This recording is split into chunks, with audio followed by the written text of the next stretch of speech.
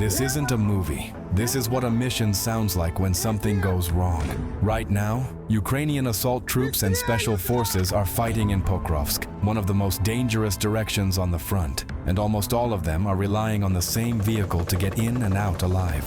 This is the Roshel Senator based on American Ford chassis, a Canadian armored truck that's been hit by FPV drones, pushed into enemy rear areas, and used in missions that didn't always go according to plan. Some crews made it back, some didn't, and you're about to see exactly what this vehicle was asked to survive.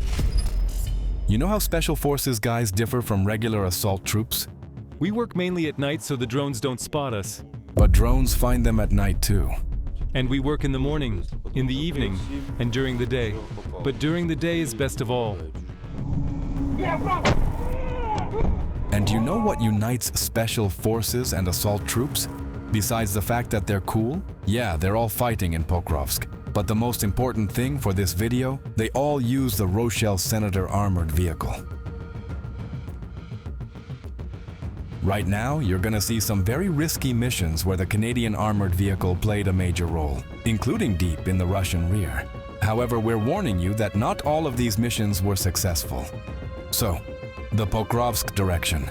The Russians are actively attacking in small groups, constantly pulling up reserves and equipment. The Ukrainians are trying to prevent their accumulation by any means necessary. Here's what the road to Pokrovsk looks like from the Russian side. This is our burned out equipment. How long can we keep fighting with losses like this? And here's what the road to Pokrovsk looks like from the Ukrainian side. Due to constant strikes by drones and artillery, the concentration of metal per 1 mile around Pokrovsk is higher than at the Gary Works plant. So a Ukrainian unit gets ordered to carry out a rapid raid on a building where, according to intel, the enemy has dug in.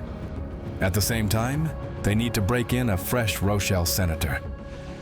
But experienced fighters know you have to prepare for hell, because here's what can happen when you rely exclusively on EW.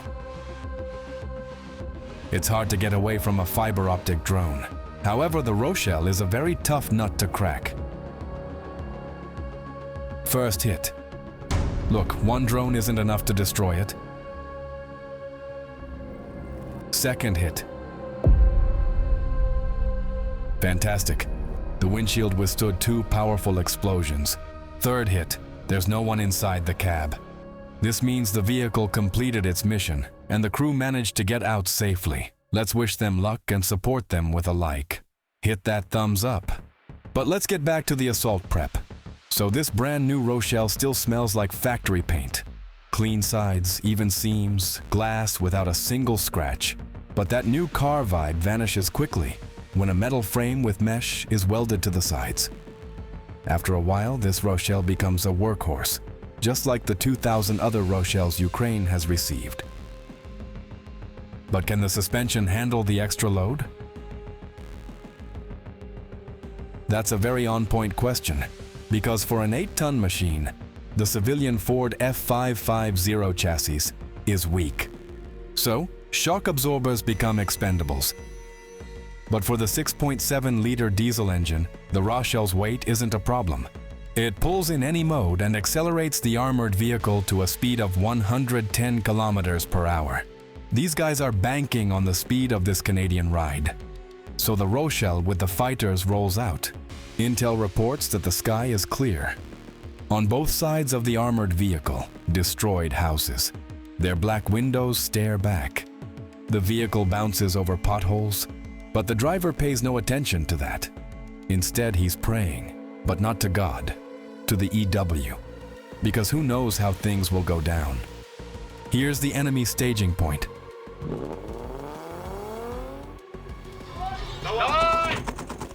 100 rounds in a belt, that's not much, but the 12.7mm shreds what's left of the walls, turning them into dust. Now the pullback.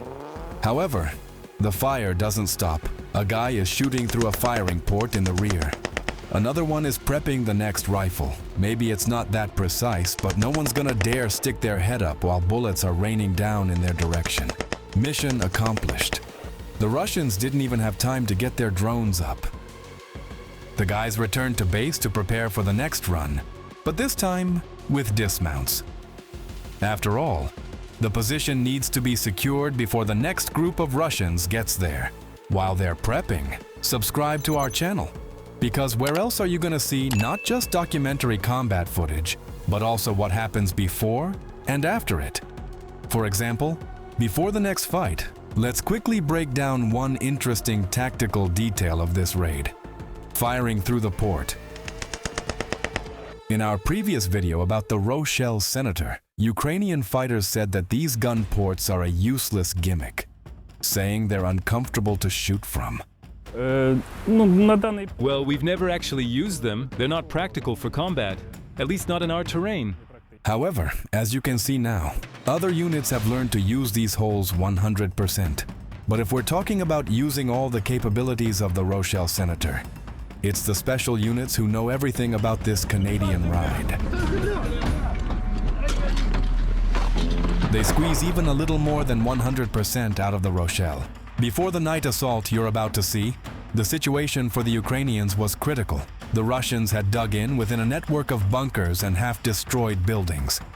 This allowed them to pull up reserves and build up their forces. Special forces arrived to kick the Russians out of their fortifications. The movement starts at night. The Roshel Senator has a button that completely kills all the lights on the vehicle, allowing it to move using the standard-issue night vision device. However, only cool drivers are capable of this trick, because no device can replace the human eye. The mission immediately goes off plan. That's a Russian FPV drone with a night vision camera hitting the Roshel. Fortunately, the armor takes the hit. None of the crew or the dismounts are harmed. The Ukrainians dismount, but it's still a long way to the Russian positions, so the guys sneak on foot through the tree line, using individual night vision devices. On the ground, everything looks different than from a drone. If from above you can see the layouts and bunkers, down in the forest the view is blocked by bushes and felled trees. Near every bush, you could run into a tripwire or an anti-personnel mine. Here's the first bunker. Everyone has 15 magazines of ammo. All actions were carefully talked through before the assault. Everyone knows who goes first, who clears, who secures the position, and what to do in case a partner is wounded or killed. Давай, крою, крою!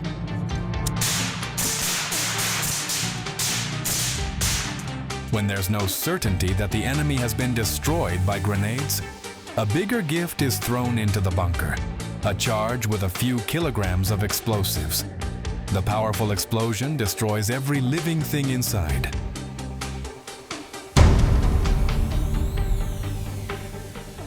After some time, the Russians blanket this patch of forest with artillery, disregarding the risk of taking out their own guys.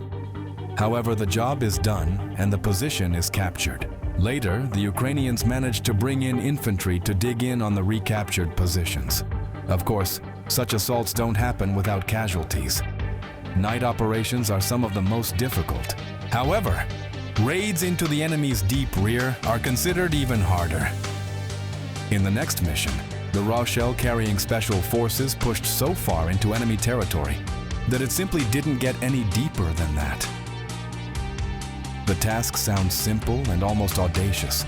Blow up railway tracks in the enemy's rear and withdraw. For these guys, this is a new type of mission. The group moves out during the gray time of day when drones can't see. The front line isn't solid. There are paths you can use to sneak into the rear unnoticed. But reality messes up the plans again. There's a road marked on the maps that hasn't existed for many years. Of course, the Roshel is capable of handling off-road terrain. But imagine how suspicious an armored vehicle looks moving through the forest when there's a road right nearby. Even a dumb guard at some random checkpoint would guess that these are saboteurs driving through. But a little bit of luck does the trick. The group gets to where they need to be. Everyone acts fast and sharp. Part of the group takes up covering positions and controls the sectors. The others get to work directly on the tracks. Their own drone watches the perimeter from above. The Roshel's engine keeps running. Finally, the charges are set. Timer. 1.5 minutes. That's enough to pull back. They manage to load up into the Roshel.